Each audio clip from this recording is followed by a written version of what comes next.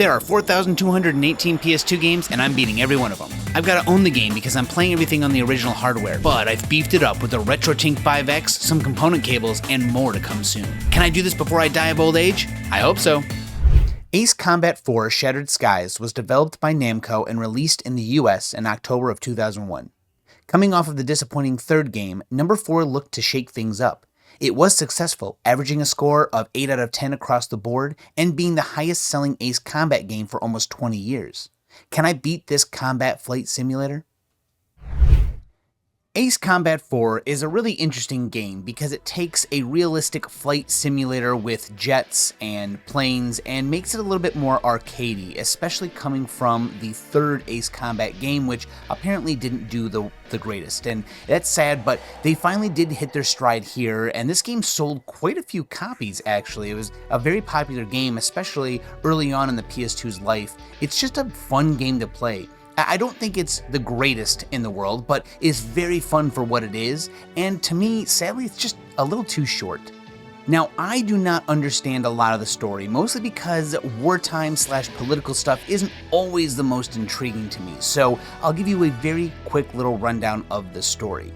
And this place is a fictional kind of alternate universe for Earth, where there's a force called the ISAF and then Eurasia, and they are fighting, and you follow a young boy who is watching one of the fighters in the Yellow Squadron from one side, who is in jets fighting people and is very good, and his team of Yellow Squadron members, and then also you play as Mobius 1 on the opposite side of the war, fighting these people. So you play a voiceless protagonist that fights the Yellow Squadron's side, and you get to see their side from the eyes of a boy who watched his family die because of the Yellow Squadron, which is kind of weird. They were fighting in the air, and his shoots down one of the planes and it falls into the boy's house, kills his whole family, and now he has to stay with his abusive uncle, which kind of sucks. So this boy frequents these areas because no one's watching him, and actually listens and sits around the Yellow Squadron members, which is odd again because they accidentally, I mean, they weren't trying, but they killed his family. And so he's just hanging around by them, just with them. And apparently they kind of adopt him. And so throughout the whole story, this boy follows Yellow Squadron around as they do really well, do worse, because I'm on the other side, and because I'm the main character, I am fighting Yellow Squadron over and over in different missions.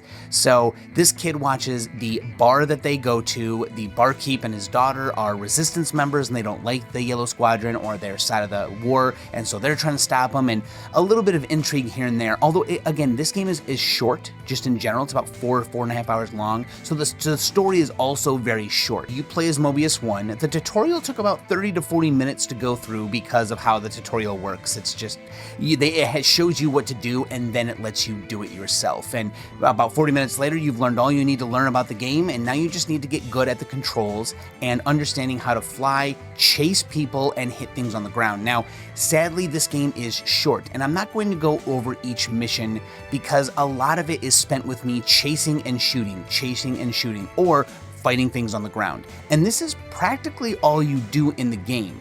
So instead, let me just go over the couple things that you do and how much fun it was to do them and any problems I ran into. Each mission begins with you coming in and finding out what you are about to do. And you pick your jet, you pick your plane, and you pick your weapons, and you go in. Then you'll get some comms with people telling you what's going on. You'll get your mission objectives, and they can update during a mission. While you're out flying, you will run out of weapons. At the bottom right corner of the screen, you can see the weapons that you have equipped and how much ammo they have. It's way more than you can actually have in real life, but also this is a video game, so why not? But you can actually fly back to base if you look at the map, and you can see a line, and if you cross that line, you go back to your big freighter and restock and come back to the mission with practically no time having passed, because in the top right you can also see a time limit for how long you have to actually do the mission. So once you go refuel, you can come back and do things, and it's almost like nothing happened. It's very gamified, honestly. So while you're flying around, you have enemies flying around with you, or you have allies you've got to protect, or you've got ground units to fight. You will take control of this plane the entire time and try your best to lock onto targets and shoot them, maneuver out of the way of shots from other targets, and just generally not get confused by all the stuff in the air and the things shooting at you from the ground if anything happens to be doing that. and you just complete the missions just like that. Sometimes you'll get to fight the Yellow Squadron, which are very hard comparably to a lot of the other fighters in the air, and when you do that, you'll eventually get to a point where you can fight them and kill them slowly, and you'll be rewarded, and you'll get money, and of course at the end of missions you can go spend that money on new planes and new weapons. Although there are only 21 planes and a few weapons for each, it isn't a huge difference when you buy these things. A lot of them I just used their stock stuff and moved on. Some missions will update in the middle once you've completed one objective, and you'll get something new to come up. Some of them have you running because, oh, suddenly the yellows are there and you aren't quite ready to fight them because they're just too hard.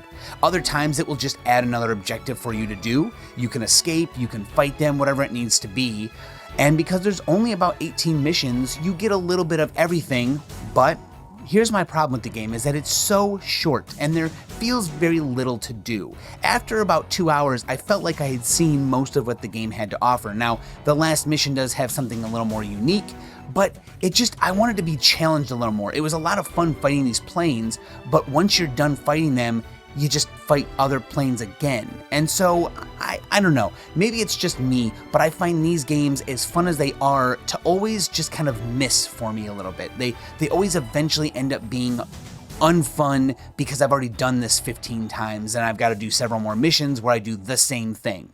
There are a couple caveats to that. There's a mission where you must fly low and keep your altitude low, otherwise a sonic wave will hurt your plane and you'll fall and die, of course. So you've got to keep it low, but all you're doing is escaping, and it's fairly easy to go through this large trench between these mountains to get through this mission, so it's not necessarily that hard.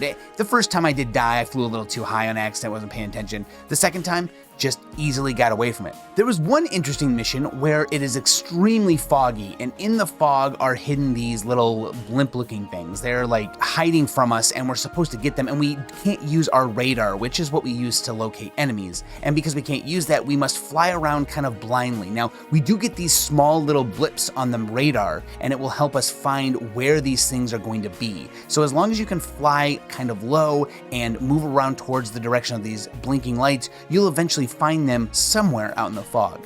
Although this isn't a very difficult mission again. I mean, it's cool, it's different, but you're not being attacked, and there is a time limit, but it's a pretty relaxed mission. I mean, you just spot these in the distance, use your machine guns to kill them, and then move on to the next one. I think the missions that were the best were the most hectic ones, where you had Yellow Squadron, a bunch of enemies, and ground things to attack all at once, where you were being chased and you sometimes need to veer off of the ground targets to come get a plane that's trying to get you. Sometimes you just need to ignore them and try and get as many ground targets as possible because you really need to beat this time limit and you have a lot of ground units to destroy.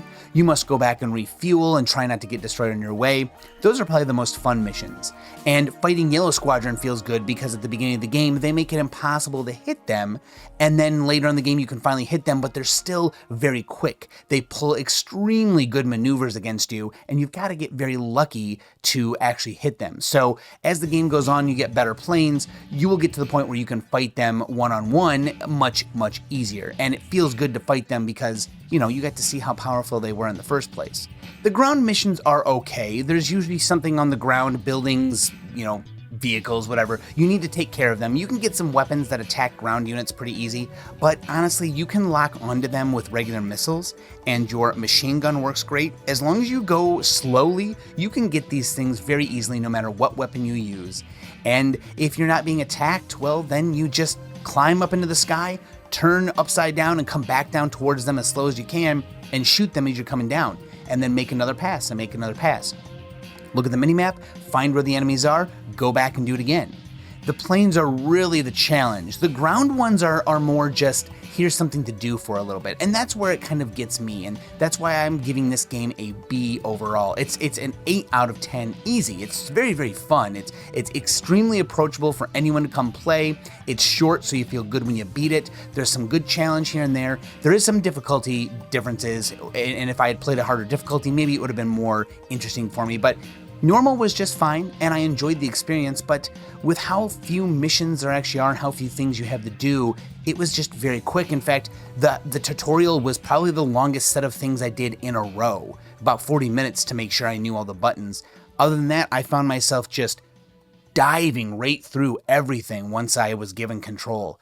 Now, the last mission is pretty interesting. Once you destroy all of Yellow Squadron, you've got to stop this kind of big machine thing or break this base here, and you've got to fly in through these little tunnels and shoot things. And this is the only mission where you really do something like that, and you are completely surrounded by enemies all over. Although they don't necessarily attack me all that often, so I don't feel like I'm in too much danger, but flying through these tunnels is really cool because the time limit is large, but I find myself having to come back over and over and sweep and pass to find out where to go and to get it correct without smashing into the environment, which is very easy to do when you're at speeds of like 300 to 500, you know what I mean? Like, you're going super fast, and you can just smash into stuff so easy. But this mission was interesting because of that, and I think maybe if they had more things to dodge and get out of the way of, smaller areas where you needed to fight enemies, it would have felt more cinematic and it would have felt better, in my opinion. There would have been more stuff to do and it would have been a little more difficult. So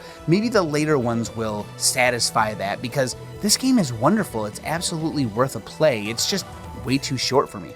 Now look, I'm gonna go ahead and end it here because honestly this game is very short, being about 3 or 4 hours long, and there's not much more to talk about. I think the planes are really cool, the weapons are cool, seeing the story is interesting, although I wasn't super interested in it. It was at least somewhat interesting. I felt the dynamic was odd because the kid in the Yellow Squadron and the Resistance, but that was about it. It didn't feel like there was much else to go on, so this game is over. I beat this game. This is game number 90. Ace Combat 4 is done. Thank you so much, everyone who's in the stream, helping me figure out a couple things about the game that I maybe didn't understand or didn't know. Thank you, everyone who's watched this video as far as this. It's a short video, but short game, fun game, recommend. That's about it. And thank you to everyone who has a membership, Patreon, YouTube, Twitch. Thank you guys so much. It's making these games all possible. I believe this game was given to me by Crystal Onyx, though, which is kind of cool. Some people have sent packages of games that they don't need anymore, and this is one of those games where he sent in a big old box of games, and we got a bunch of cool stuff. So thank you, Crystal Onyx. I'll be back for video 91 soon. Later.